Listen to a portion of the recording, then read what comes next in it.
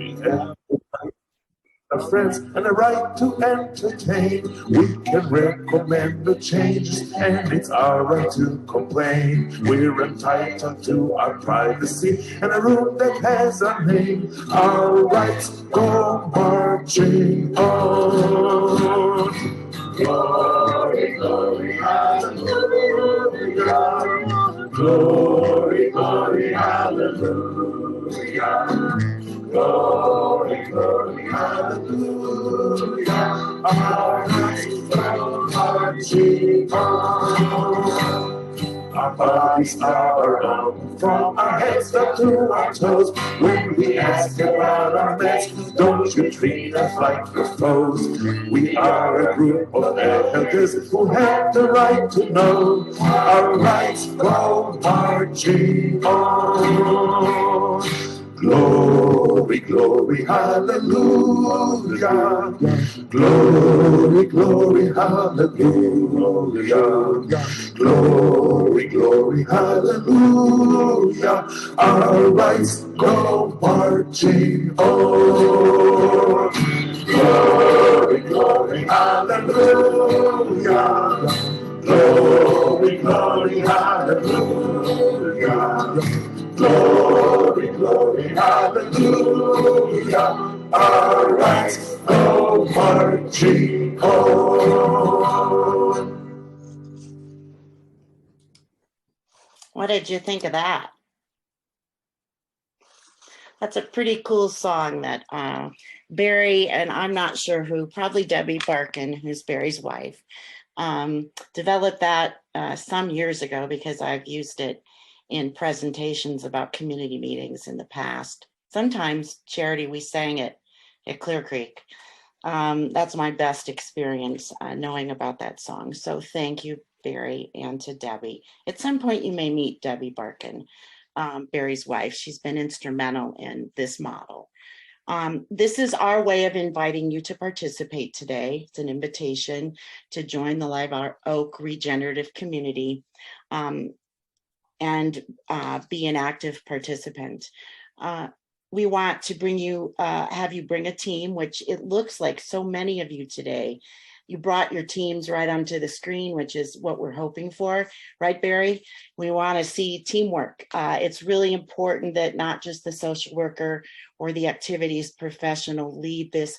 This takes formal leadership to be involved.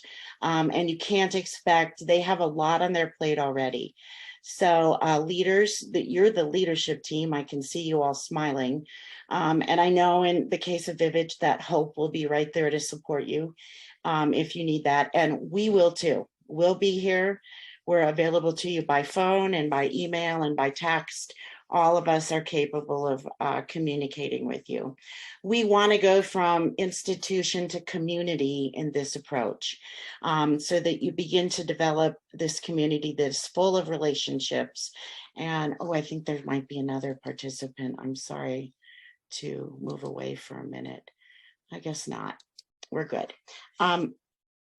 So your home team, which we've identified in everything that you've probably read, if you had the opportunity to read every word that we wrote in the information we sent, is the nursing home administrator, the activities professional, the social worker, the director of nursing.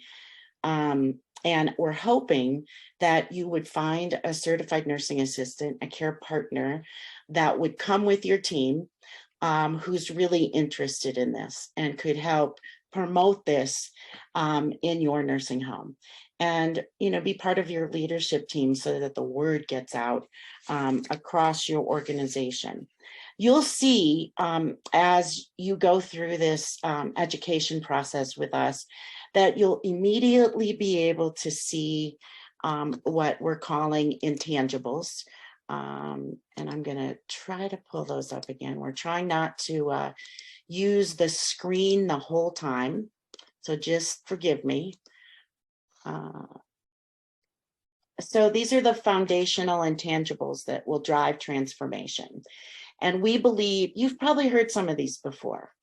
Joy, hope, grief, meaning, relationship, love, learning, communication, and empowerment.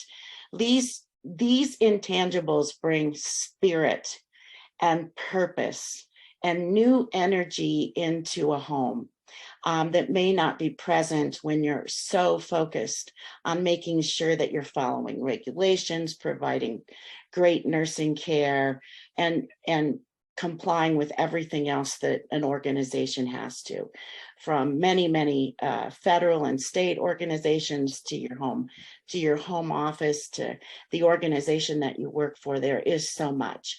So we really want to be sure these intangibles become present and ever present as we move forward through this relationship. And Barry will continue to help you understand that you're going to start to see this right away, especially that residents in a community meeting really get to share things or talk about things, have a voice that maybe they haven't had in the other ways that you communicate inside the nursing home.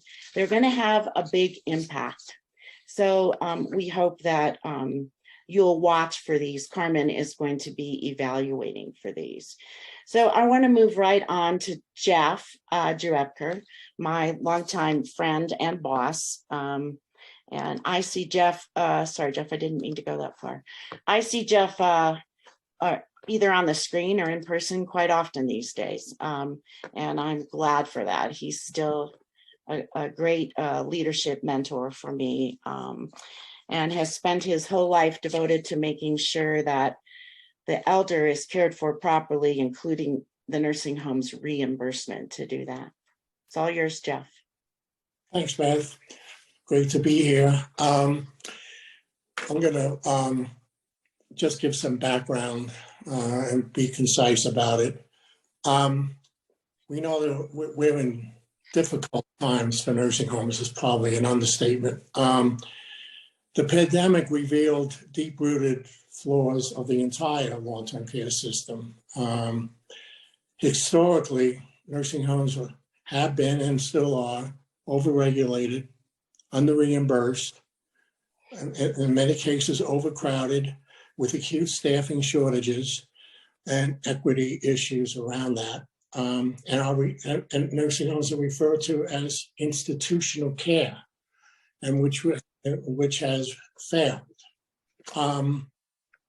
And as Bill Thomas stated 25 years ago on the 3 plagues of nursing homes: loneliness, helplessness, boredom, in which case started a movement which a number of opinion homes and village homes were part of supporting need and alternatives. Most elders' greatest fear, we know this, is ending up in a nursing home. And I think we have part of the responsibility to obviate that fear. And there are some things that are out of our control and some things that are within our purview.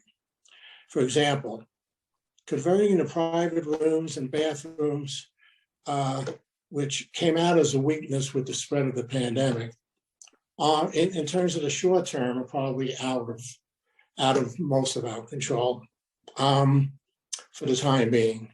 However, person-centered care, servant leadership practices, a culture of care and life for residents and staff that reflect a nurturing community are within our reach.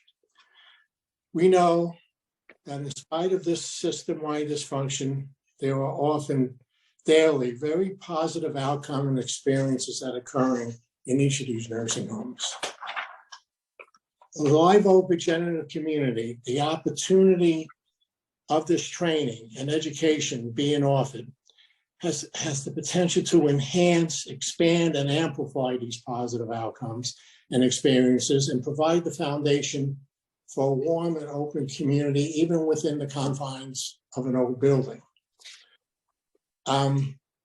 So I don't know if you could put that up on the screen, Beth. Yes, I can. No problem. Just a sec.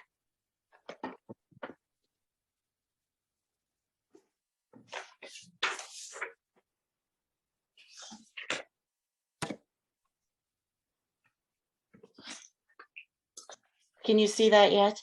Well, I see it, but it's not the. Oh, it's not the right one. Sorry. There you go. Yeah. Well, there are people in this world that know that where words can inspire actions. This is personally one of my favorite quotes. For things to reveal themselves to us, we need to be ready to abandon our views about them. This pithy quote is revelatory and is insightful and guides, and it could be used as a guidepost for change. After all, change is the changeless. Now more than ever, nursing homes know this. The system must change, and nursing homes must do their part to survive and thrive. Ruminating on this quote, what does it mean to the day-to-day operations, and how can this open you up to embrace what the Live Oak Regenerative Community is offering? I would say it this way. If I was still running nursing homes, and John Brandmeier tells me every day, thank God you're out of it. But if I was still running nursing homes, the more you are able to let go of the old ways, and you will likely let in the light of opportunity, what is possible, even in unexpected ways. So I'll end this little intro with this one quote that I just saw today, of all places, on Facebook, which says, remember, participating in the world as it is does not disqualify you for trying to improve it. So I think what I would do in stressful times, and I offer this as just one example of a quote, is to, in times when you have a free moment, this is something to ruminate on, and every day you will ruminate on something like this, some inspirational insight is possible. So I think it's now my turn to introduce Barry Barkin, who has already been somewhat introduced. But I will say that I've known Barry Barkin for over 20 plus years. He is the founder and the spiritual guide to the Live Oak regenerative model, and has proven successful in both California and other areas, and in Israel, where he's done a lot of work there. So without further ado, it's my privilege to pass it on to Barry Barkin.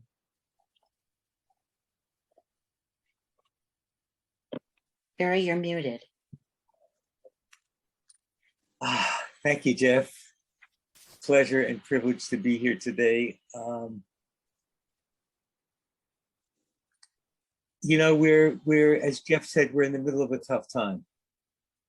And I really believe that what we're offering with the Regenerative Community Project is an easy way to begin to reinstill hope and joy and meaning and life and purpose to the home. And it's a living culture that centers in the resident daily community meeting, but it's really a new epicenter of life within the home, a new epicenter of life where you walk into a nursing home and you say, well, where's the center here? Well, the community meeting becomes the center. And it becomes a place where people learn and grow and develop and become more than they've ever been before. And in a sense, our main teaching has to do with the definition of an elder, which says that an elder is a person who's learning and growing and developing, and who still has a birthright to happiness, joy, and pleasure. And what happens in the community meeting is that this gets realized. You want to bring up the next one? It gets realized in the community meeting. It gets realized in that people begin to have a sense of potency, of who they are, of what their life is about. Imagine for a moment, go back to that Resident Right song. You don't have to go back to it, Beth, but imagine for a moment that when somebody comes into the home When somebody comes into a home and for the first time, and they're in the middle of the resident community or at the side of the resident community, and everybody sings the resident rights song to them and a welcome song and asks them about who they are and what their life has been about. And the person says, "Oh no, this has been the worst day of my whole life. I never dreamed I would be in a nursing home." And someone next to them or across the circle from them says, "I felt the same way too, but this is a really good place. Let's get together afterwards and I'll tell you about what's so special about being here." Or a new staff member comes into the home and that person is in the center of the resident community meeting.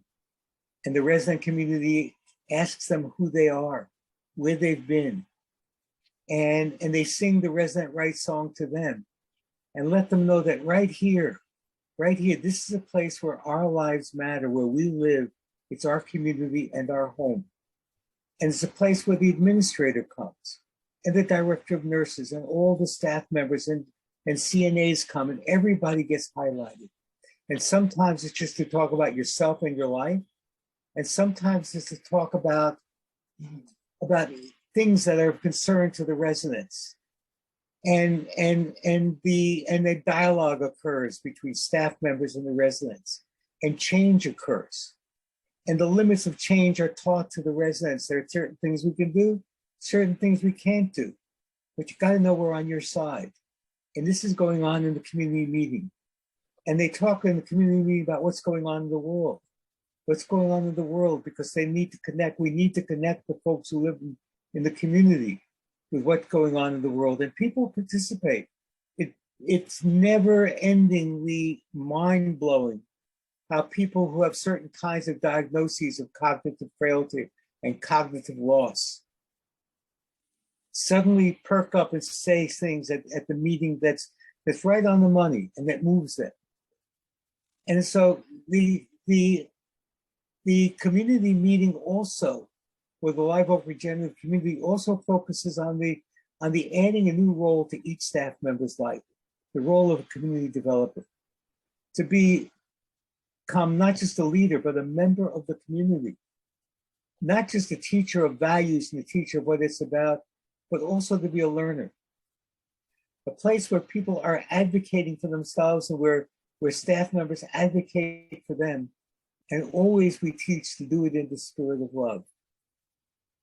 And so I can go on and on about this, but I think that you get the sense of what we're talking about. We're talking about something that will take a little bit of investment of time and energy in the beginning, and will yield results on and on and on for a year and for years to come within the life of the community. It truly drives that transformation from institution to community and home.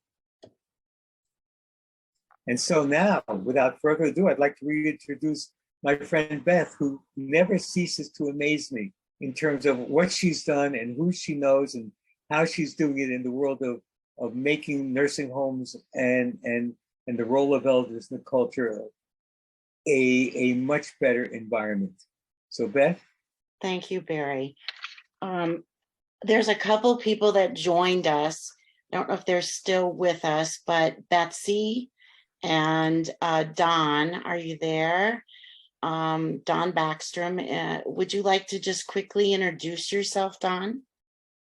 Hi, my name is Don Backstrom. I'm the executive director at Claremont Park, one of the Christian Living Communities properties. Don Backstrom and I have been friends for a long time. He worked for me as a physical therapist many years ago. In fact, Jay, he was at Sable when I was doing Rehab Works, the rehab company, and Jay Moskowitz's parents built that community. Don, I don't know if you knew that. Some time ago, both of it was Joyce's parents, wasn't it, Jay? Yeah, and they were both Holocaust survivors. They came to the United States and did wonderful things here. So anyway, Jay and I go way back too. oh, that's right. How could you not know Jay? But for those of you who don't know Don, I also then years later came across Don at Kaiser, and we worked together a couple different times while he was at Kaiser working in their long-term care division, and he did a fabulous job there. And just a little aside, in the last 9 months, I've gotten to know Don's wife, Karen. She and I are working on an Afghan refugee project together that is just so joyful. So I've seen him again at different functions. So it's been great. Claremont Park, if you don't know, it is also, I believe and there may be others in Eden registered community. And that is where Jill Vitale Azam has become the CEO of Acapella or Christian Living Communities, who maybe some of you know from Eden. Beth, I'd like to add that the Live Oak Regenerative Community is compatible with Eden. It's compatible with Greenhouse, with Household. It's compatible with all the advanced movements in elder care. Mm-hmm. Thank you, Barry. Betsy, can we see your beautiful face? If not, at least your voice. Can you introduce yourself? Okay. I'm sorry. I've been working as a CNA all day. It's okay. It's I'm a little okay. ragged. That's okay. I'm Betsy Reed. I'm the administrator of Rowan Community. And Rowan, I've been here about 2.5 years, and probably the best community I've ever worked in. I'm having a great time here, and all of the information on what you are doing is very interesting to me. So. At some point, I believe Rowan probably was doing community meetings, Betsy. We are still. We even did them through the PA system, running up and down the halls during COVID. Oh, wow. We actually did during COVID, just so that we saw them kind of drift away. So we started getting some things that were happening in the United States, the George Floyd thing, and some of the racism things and other things. Got some books that we read and discussed. So it was we had quite a time keeping them still engaged in life. And so we did a lot that was going on. I have my DON here. What else did we do? I don't know. We just tried to keep them current, and obviously with politics, and it was quite interesting. They're actually asking Governor Polis to come here so that they can end having roommates. That they would like to end that. Good. That's a great piece of news. I love it. Can you introduce your director of nursing there, Betsy? Sure.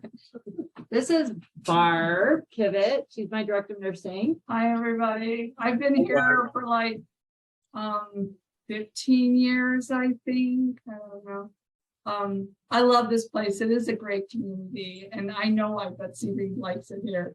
It's a beautiful place, and we're really excited about what you're doing, Beth. Oh, thank you. Thank you so much. And it's exciting to hear Rowan is participating. And just for the group that's here, this is an old place with great new ideas. It's always been that way. I think Maxine, the nursing home administrator, Maxine Roby, who is a dear friend of mine, and Jeffson Carmen's, was certainly a champion in all of this kind of work. And she would be up in heaven just praising you for what you did during COVID. Those are wonderful stories to hear. Thank you so much. And those are the kinds of things that we're going to share and learn together during this project. So thanks, Betsy. Like the rest of you, I've known Betsy a long time. We've crossed paths many, many times. And Jay, if they're moving to single rooms, wow, Jay.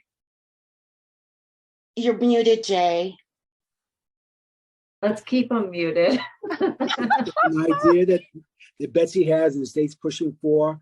We just have to figure out the reimbursement, because ultimately that's in the issue. Dreams of the CMS. They all want that, but they're not willing to pay for it. So you still got to pay a mortgage every month and pay your overhead costs. So Village is supportive of the concept, but a percentage of rooms going private. So the state's been pushing it. And I would say, I don't know for sure that probably a lot of the residents that live there are on Medicaid. So you do need, 95%. yes, yes. Well, that's a wonderful, wonderful way to progress forward. And I bet, Jeff, you know, we've told so many stories about Rowan and their journey in culture change and person-directed care. And it's just warms my heart to hear these stories and what you're doing. I don't want to keep you a lot longer.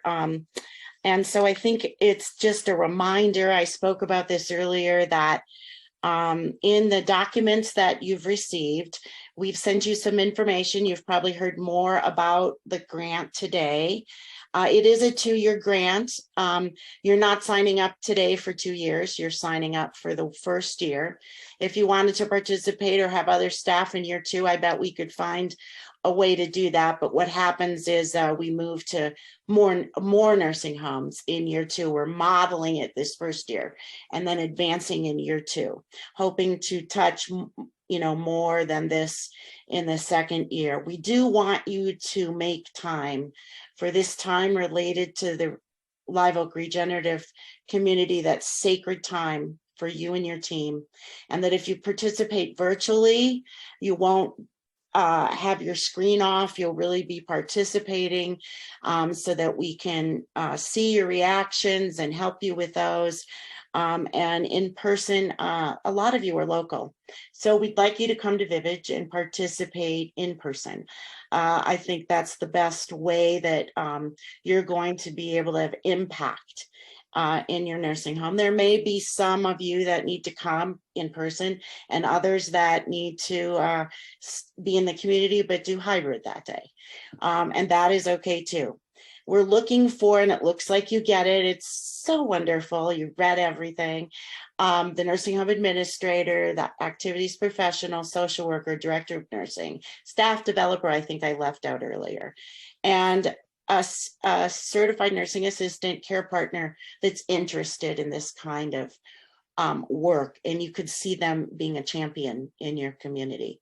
And also, if any residents want to come, it's not required as part of the team, but certainly would be an enhancement.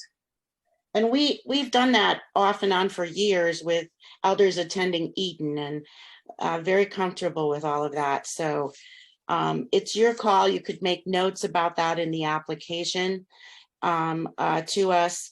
If you haven't found the application, please email me. I've taken notes about who's here today. I'm going to email everything back out to you. The application Kara developed, it's beautiful, it's easy, you'll be in there 5 minutes. And we want all of you to apply, whether you're going to be one of the 3 that Carmen evaluates or not, so that we get some commitment and we know who's coming later this month.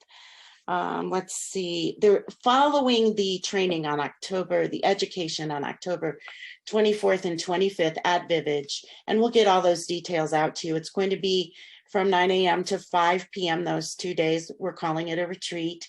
There is I think it's gonna really energize and inspire you and your team. It will be exciting coming out of COVID. It will be something to go home with that's new and different and isn't all about infection prevention.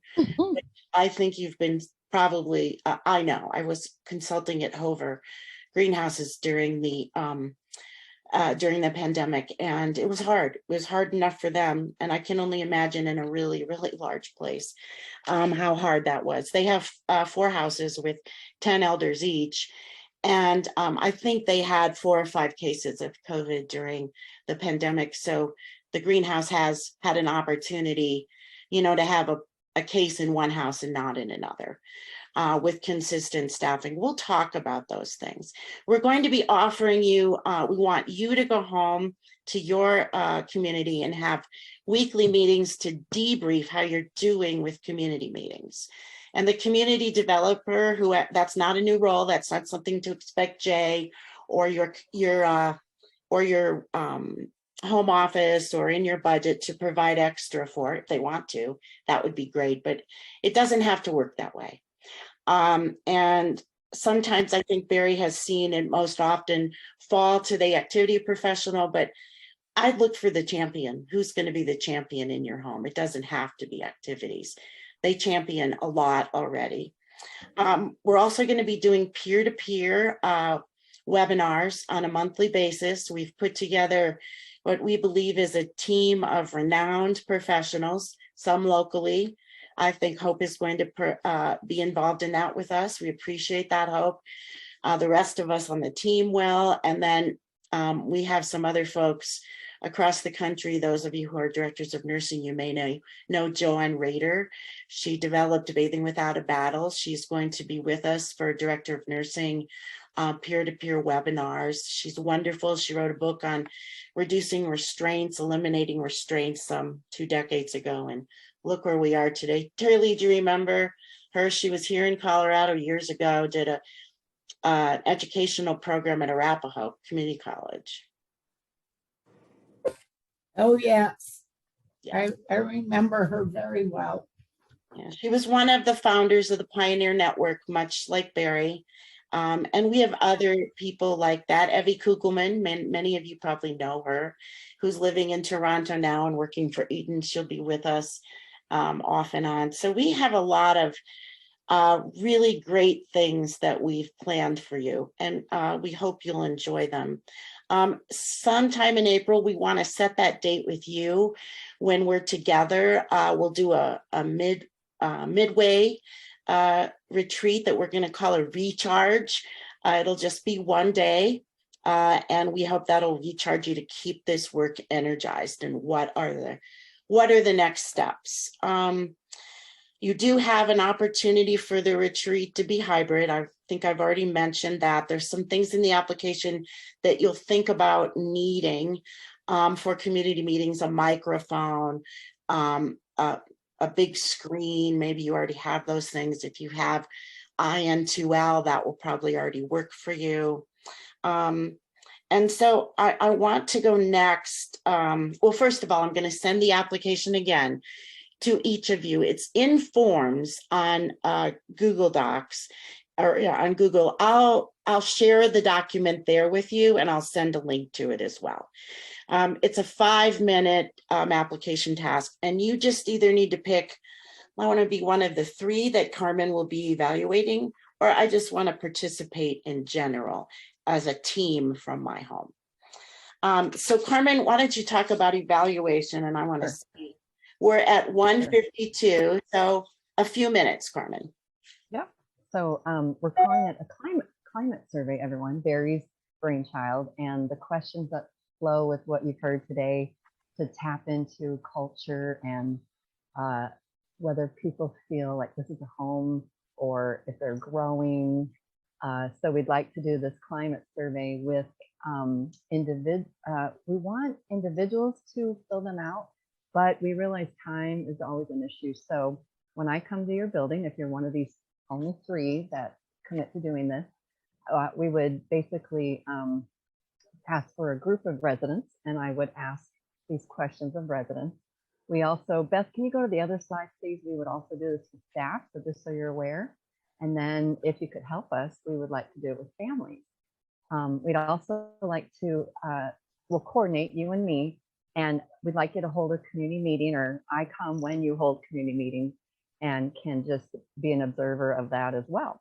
So that's what the evaluation portion looks like, and it would be done right away. We're thinking 1st of November, and then midway, that's like April, I guess, and end of the project is that July, I think, ish.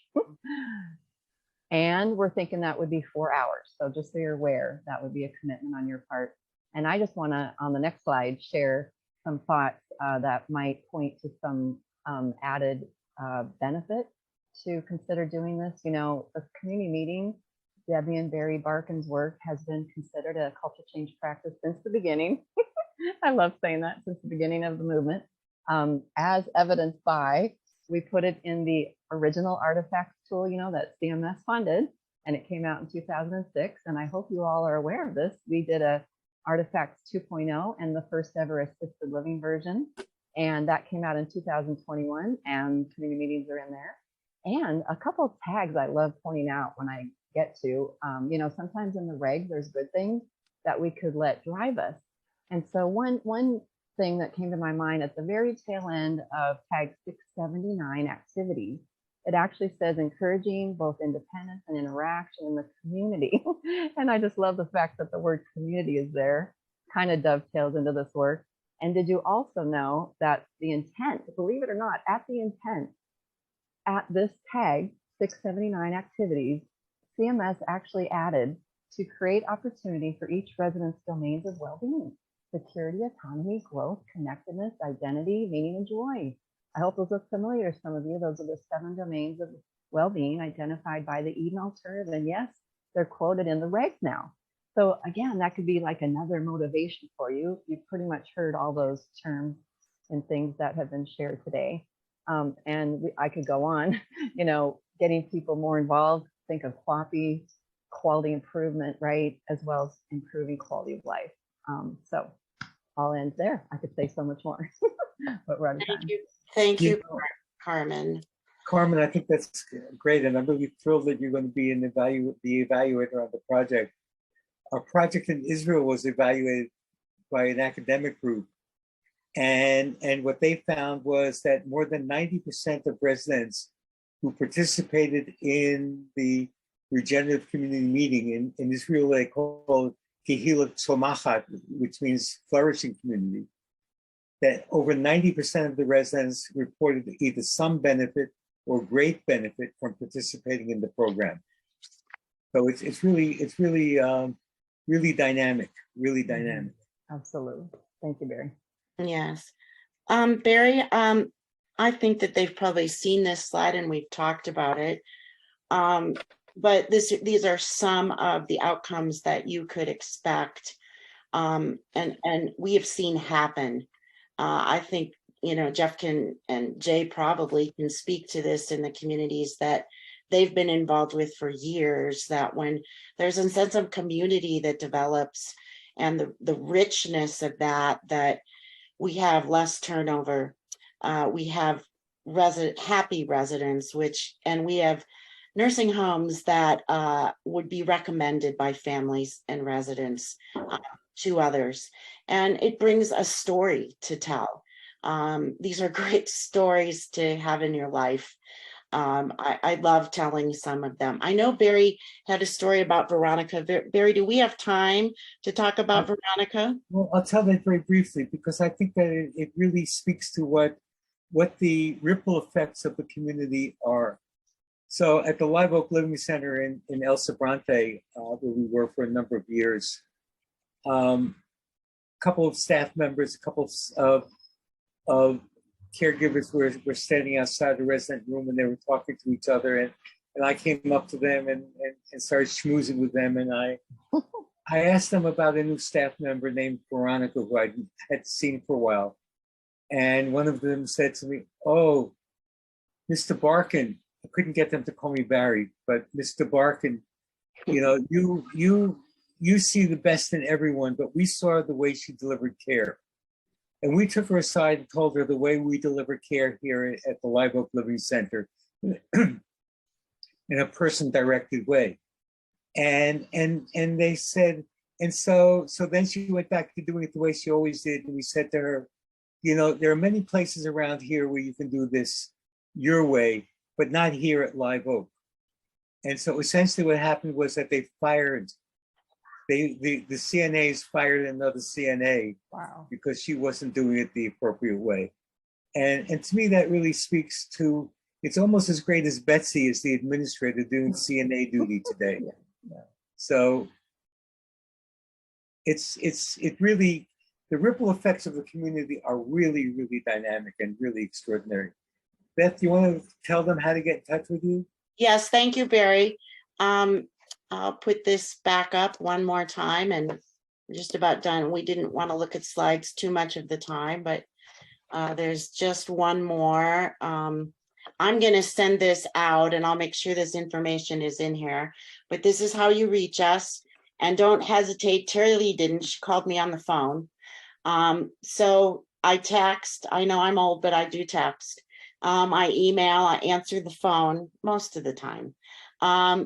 And this is how you reach Kara, our administrative assistant. We have a Gmail account. And here in the next couple days, we hope by Wednesday, we'll have this webinar up on a YouTube channel so that you can go back. The very beginning of it probably won't be there because I forgot to push record, but most of it will be there. And we hope that if you need others to take a look at it, and we're still open for more long-term care communities to participate. There's no charge for as many as want to come.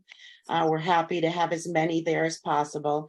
We think that this is a replicable and sustainable approach to culture change and person-directed care. And I know Barry believes he could do this across the country. So we want to close there. I'll see if you have any questions. It's exactly 2 o'clock.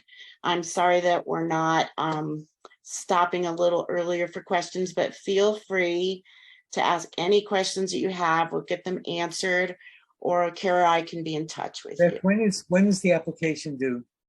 Well, that's a good question, Barry. We said originally October 5th. We've extended that to the 12th, but we would love to have it before then, like this week. But I've made myself a note. I think what you have to do to decide is meet with your team and see if they're willing and able to participate and put aside some sacred time. I'll send it back out, the application. I'm going to send out the PowerPoint, and I'll let you know when it's up on the YouTube channel. We have the email list from the Colorado Department of Health, so we're still able to get, I think it's pretty current. From one version to the second, some administrators had changed.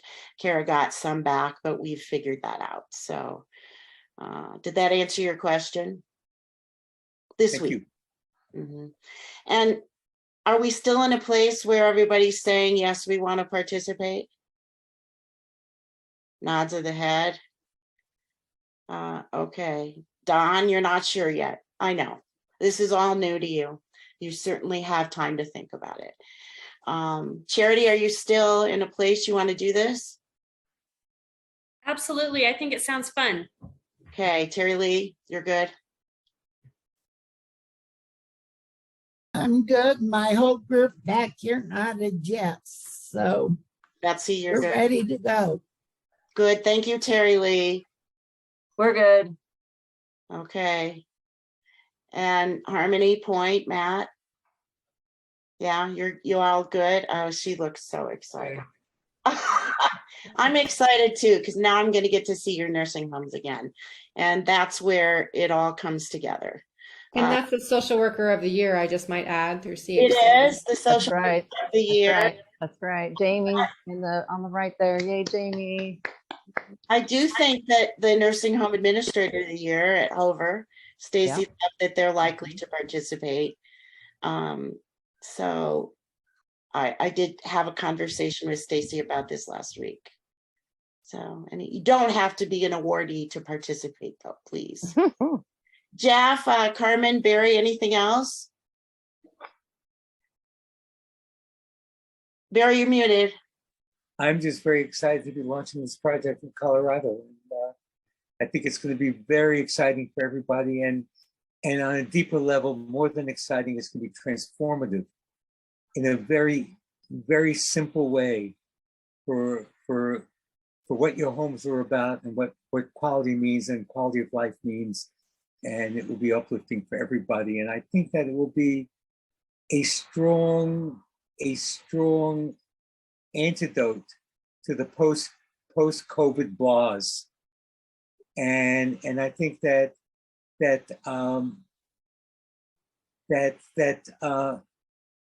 one of the outcomes that you might see is that that during hard times with staffing, that your staff members will be reinvigorated to become your best recruiters. Yeah. We can't tell you how much we appreciate your time today. We know how valuable it is. I hope this was valuable for you to be a little more informed about where we're headed. And you'll see an email from me, at least the administrator will here shortly this afternoon. Anyone have anything else? Hope, do you have anything? No, I mean, well, I guess I do. I said no, and then I found myself wanting to continue to talk. I am just thankful to be here with the homes, all of the homes. I think that it's good to return back to community. And for many of our homes, we are focusing on that, but we get pulled in so many different directions. And to just echo what Barry leaned into is there's so many simple ways to return to community in our daily operations. And I'm just thankful that this grant is carving that time and space out to really revisit all of those. It's kind of like a remembering. So I'm excited to be here. You know, Hope, we're funded for 3 homes, and we're opening it up to everybody because we feel that it's just a good thing to do post-COVID when homes are suffering so much. And it's for us, it's more than a gig. It's a mission. It's our mission. It's our life's work to bring transformation to the world of elderly. Thank you. And I think it's transformative in that it's not just for the skilled nursing community, but historically what we've done is brought this back to that large communities and into our homes.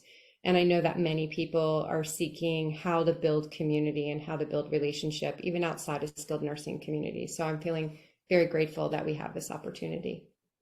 These were my best hours when I was a nursing home administrator. The funniest jokes were told by the elders. Sometimes they were a little risque, and they were laughing. And they picked what the community meeting was evolving into. So yours will too. And it'll be a lot of fun. It's not a lot of work. So we appreciate it. We'll be in touch. We'll see you on the 24th of October. If not before, and feel free to email me, call me, text me, or Kara about anything.